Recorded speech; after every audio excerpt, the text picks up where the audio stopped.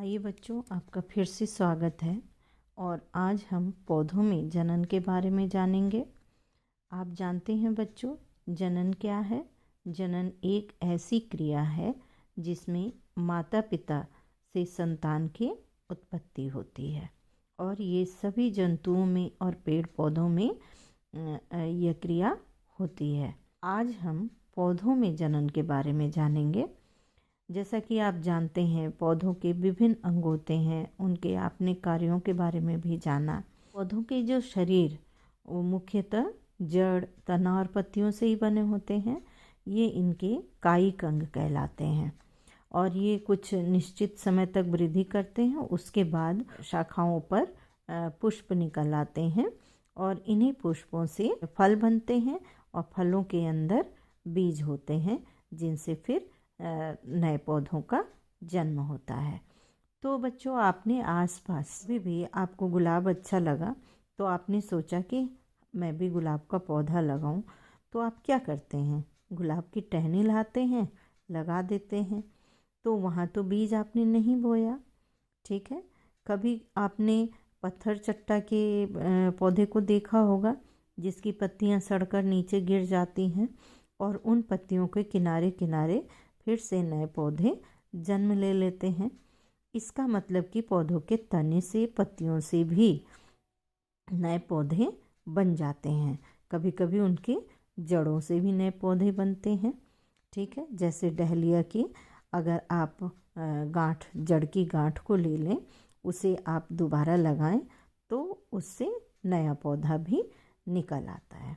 तो जब पौधों की इन कायिक भागों से, यानी कि जड़ से, तना से और पत्तियों से नए पौधे बनते हैं, तो इनको हम अलैंगिक जनन कहते हैं, ठीक है। क्योंकि इनमें उनके नर जननांग और मादा जननांग की कोई भागीदारी नहीं होती है, इसलिए अलैंगिक जनन कहते हैं।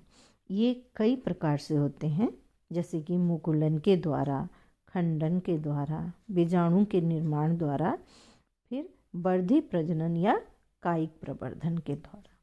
मुकुलन के द्वारा आप जानते हैं बच्चों, ब्रेड वगैरह बनाने में हमें खमीर की ज़रूरत होती है। यही खमीर ईस्ट होता है। अपने दूध से दही भी बनाने में ये बहुत महत्वपूर्ण होता है। तो ये एक जीव होता है जो सूक्ष्मदर्शी द्वारा देखा जा सकता है और ये एक कोशिकीय जीव होता है। कुछ ही घंटों में ये वृद्धि कर जाते हैं और इनमें मुकुलन होने लगता है। मुकुलन का मतलब होता है कली का बनना, यानी ईस्ट की कोशिका से एक छोटा सा उभार निकलने लगता है। इसी को कली कहते हैं। जब ये बड़ा हो जाता है तो अपनी मातृ कोशिका से अलग हो जाता है, लेकिन कभी कभी ये इतनी जल्दी जल्दी इसमें मुकुल बनते हैं, यानी कलियां बनती हैं, कि एक मुकुल अलग नहीं हो पाता है। तब तक उसके ऊपर दूसरी मुकुल बन जाता है और ये एक श्रृंखला के रूप में पाए जाते हैं। इस तरीके के जनन को मुकुलन जनन कहते हैं। अब आइए खंडन। खंडन विधि में ये आप जैसे तालाबों या जहाँ भी पानी भरा हुआ होता है, हरे रंग के आप देखते होंगे तंतुओं के गुच्छे तैरते हुए, आपने देखा होगा। ये शैवाल होते हैं और ये जो हैं अनेक खंडों में टूट जाते हैं, जिसे हम खंडन कहते हैं। जैसा कि आप चित्र में देख रहे हैं, ये शैवाल जो है कई हिस्सों में टूट टूट कर नए शैवाल को जन्म देता है। क्योंकि ये टूट कर नए शैवाल को जन्म देता है तो इसे हम खंडन कहते हैं। खंडन का मतलब टूटना होता है, खंडों में टूटना। अब है बीजाणु निर्माण। अब अचार पर, भीगी हुई डबल रोटी में, या जो सफ़ेद रंग का जो फफूंद देखा होगा आपने, वो छोटी छोटी धागे जैसी रचना होती है, जिन्हें हम कवक तंतु कहते हैं। इन तंतुओं के ऊपरी सिरे फूल जाते हैं, देखिए ऐसे, जैसा कि आपको चित्र में दिखाई दे रहा है। और ये अत्यंत छोटी छोटी रचनाएं बनती हैं, जिसे हम बीजाणु कहते हैं। ये बीजाणु जब भी इनके प्रतिकूल परिस्थिति आ जाती है, यानी पानी और भोजन आदि की कमी हो जाती है, तो वैसे भी हालात में ये जीवित रहते हैं। जब बीजाणु हवा के द्वारा नम स्थानों पर गिरते हैं तो फिर ये अंकुरित होकर के नए फफूंद को या कवक को जन्म देते हैं। शैवाल, मॉस, फर्न, इन सबों में भी ये बीजाणुओं के द्वारा जनन होता है, तो इसे बीजाणु निर्माण के द्वारा जनन कहते हैं। अब आइए वर्धी प्रजनन यानी कि कायिक प्रवर्धन के बारे में जानते हैं। जब पौधों के वर्धी भाग से यानी उनके कायिक भाग से, जैसे जड़ और तना या पत्ती से नए पौधे का जन्म होता है तो उसे हम वर्धी प्रजनन या कायिक प्रजनन कहते हैं। शकरकंद, डहलिया, सतावर की जड़ों को जब मिट्टी में दोबारा बोया जाता है तो उनसे फिर से नए पौधे उत्पन्न होते हैं। इसी प्रकार आप देखते होंगे आलू, अदरक, हल्दी या गन्ने के पौधे, इनमें जो है तने को बो दिया जाता है। आप जानते हैं ना, आलू भूमिगत तना होता है, अदरक भी, तो उनको फिर से जब मिट्टी में काट कर बो दिया जाता है तो उससे नए पौधे का जन्म होता है। तो ये वर्धी प्रजनन हुआ जो कि आपने जड़ और तने से देखा।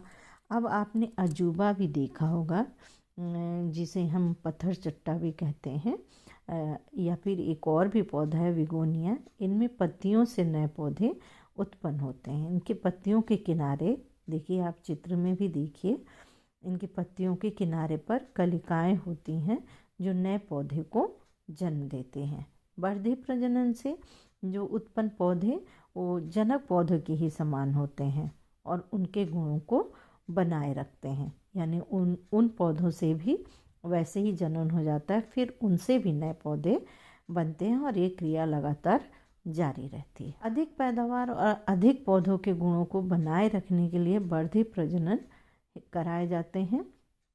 कृत्रिम विधियों से पौधे में वर्धी प्रजनन कराए जाते हैं। जैसा आपने देखा होगा, टहनियों को काटकर बीच में खाद और मिट्टी बांध दिया जाता है, उसे आरोपण भी कहते हैं। दाब कलन यानी कि तनों को, जो तने थोड़े लंबे हो जाते हैं उन्हें फिर खींचकर थोड़ा सा दबा दें मिट्टी में तो वहाँ से जड़ें निकल आती हैं, नया पौधा बन जाता है। या फिर जैसे गुलाब में आप देखते हैं कि उनका कलम लगाया जाता है। आप अपने घर पर भी ऐसा कुछ कर सकते हैं। जैसे मनी प्लांट की टहनी से अगर आप 20-30 सेंटीमीटर का एक कलम काट लें, बना लें और इस कलम को जल से भरें, पारदर्शी बोतल में डाल करके छोड़ दें और प्रतिदिन इनको देखें, तो आप क्या देखेंगे कि उनके गांठों पर सफ़ेद तंतु जैसी संरचना दिखाई देती है, जो कि वो जड़ होती हैं और उनमें पत्तियां भी विकसित होने लगती हैं। यानी कि उसके तने को काटकर केवल पानी में रखने पर भी मनी प्लांट आपका नया तैयार हो रहा है। आपने आलू में देखा होगा आँखों की संरचना, कुछ दिन आप छोड़ दीजिए तो इन्हीं आँखों के पास से आप देखते होंगे सफ़ेद रंग के या हरे रंग के तने जैसा निकलता, फिर उनमें पत्तियां भी आ जाती हैं।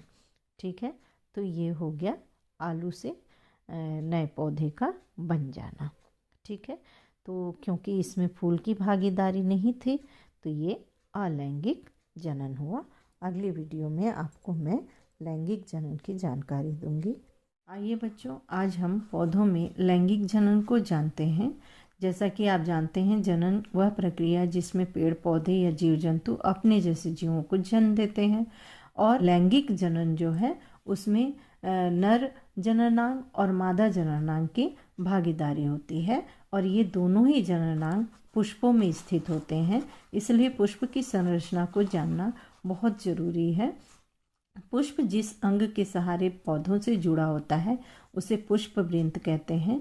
पुष्प वृंत के ऊपर आपको हरे रंग के मांसल पत्ते जैसी संरचना दिखती होगी, ये बाह्य दल कहलाते हैं। ये प्रकाश संश्लेषण की भी क्रिया करते हैं और पौधों पुष्प के सभी भागों की सुरक्षा भी करते हैं। जो रंगीन हिस्सा होता है, जो रंगीन भाग होता है पुष्प का, उसे दल कहते हैं। जैसे ये दल है और ये इन दलों की संख्या कितनी भी हो सकती है। इन्हीं दलों के बीच में आपको कुछ ऐसी संरचना पुष्पों में देखने को मिलेगी जिसमें इस तरीके की संरचना पतले तंतु से जुड़े होते हैं और ऊपर गोलाकार संरचना होती है, ऐसे छोटे। इसे हम पुंकेसर कहते हैं। ये नर जननांग होते हैं पुंकेसर के सबसे अग्रभाग में गोल संरचना होती है जिसे हम परागकोश कहते हैं, और इसके ऊपर पाउडर जैसे छोटे छोटे कणों में पदार्थ चिपके होते हैं, उनको हम परागकण कहते हैं। यह हरे रंग की संरचना स्त्री केसर है। इसमें आप देख रहे होंगे सबसे नीचे फूली हुई संरचना है, इसको हम अंडाशय कहते हैं। ठीक इसके ऊपर नली जैसी संरचना है जिसे वर्तिका कहते हैं, और वर्तिका के सबसे अगले हिस्से को वर्तिकाग्र कहते हैं। ये वर्तिकाग्र जो है ये चिकनी, चिपचिपी और नमी युक्त होती है। जब तितलियां रंगीन दलों से आकर्षित होकर इस पुंकेसर पर आकर बैठ जाती हैं तो उनके पैरों में ये परागकण चिपक जाते हैं और फिर उनके पैरों के ही सहारे वर्तिकाग्र पर आते हैं, और वर्तिकाग्र पर चिपक जाते हैं, वहाँ नमी होती है तो ये अंकुरित होते हैं। अंकुरित होकर ये अंडकोश में आ जाते हैं और अंडकोश में आकर युग्मनज बनाते हैं। इसे ही निषेचन कहते हैं, जिसमें अंडाणु और परागकण आकर मिलते हैं, अर्थात भ्रूण बनाते हैं। और ये भ्रूण जब तैयार हो जाता है, वृद्धि कर लेता है, तो एक फल बन जाता है यहाँ। और जब आप फल को काटिए तो आप देखेंगे कि फल के अंदर बहुत ही छोटे छोटे बीज होते हैं, जैसे ये नींबू का फल है। इन बीजों को फिर से जब दोबारा बो दिया जाता है तो फिर से नींबू का पौधा तैयार हो जाता है। ठीक है बच्चों, तो इस तरीके से आपने इस फूल के माध्यम से देखा, लैंगिक जनन को जाना, जिसमें ये स्त्री केसर और पुंकेसर भाग लेते हैं। धन्यवाद बच्चों। अगर आप समझ गए तो मेरे वीडियो को लाइक कीजिएगा और शेयर भी कीजिएगा। Thank you.